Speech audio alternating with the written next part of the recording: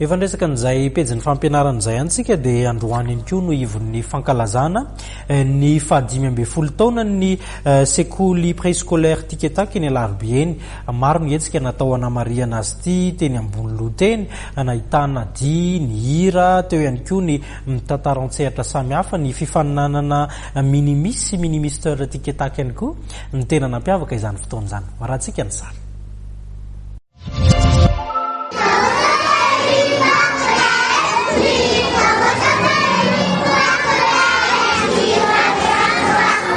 Tao anatin'ny lanonana fety niarahana tamin'ireo mpianatra ny préscolaire Tiketak etsy Alarobia no nanamarihana ny ivon'ny fankalazana ny 5-10 taona ny orenan'ny sekoly Androany. Ny taona 2024 no niorina ny sekoly ary mpianatra miisa 13 no nisantatra izany tamin'izany.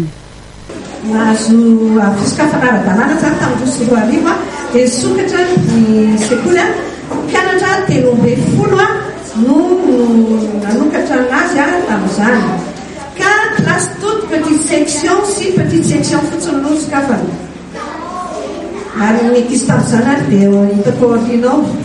Ny azo novaniko lakana ny tanin'andrino tsara, isan'ny fanamby sy tanjon'ny Tiketak hatrany ny anana mpianatra tsara fototra aty Ambolohany ahafahany manamafy sy manatsara ny hoaviny.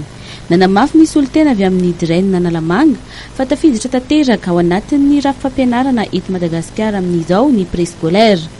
Nambarany fa tsara fototra ny zaza mandalo ny préscolaire. Nisy moa ny fijoroana vavolombelona nataon'ireo ankizy efa nandalo tao amin'ny Tiketak sy ny ray aman-drenin'izy ireo. Tamin'ny alalan'ny dihy, hira arak'izany nankalazana ny ivon'ny 5-10 taona, nampiseho ny fahaizany ireo ankizy madinika.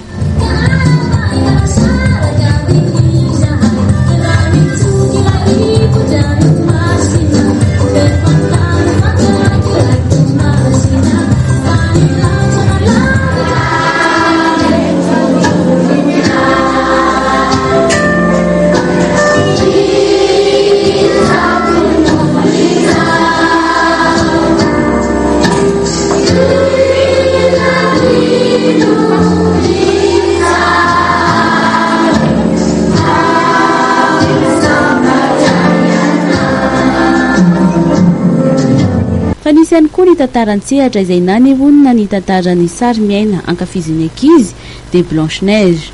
Fa isan'ny nanamarika ny fety Androany ny filatroany ireo ankizy izay nifaninana ho minimisy mystère Tiketak.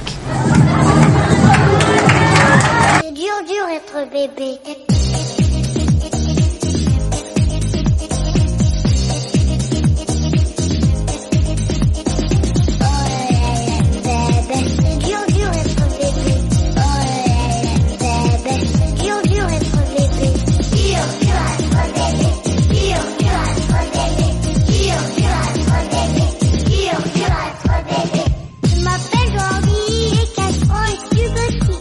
Inoasy rayana no voafidy ho minimisy Tiketak 2024 raha toa ka imam kosa no minimisteur Tiketak 2024. Amin'ny 20 volana Jolay kosa no faranana amin'ny alalan'ny fijerena sary mihetsika 3D etsy amin'ny hetsika ny fankalazana ny 5-10 taona ny nijoroany préscolaire Tiketak izay anokatra ny primaire 11e amin'ity taona ity.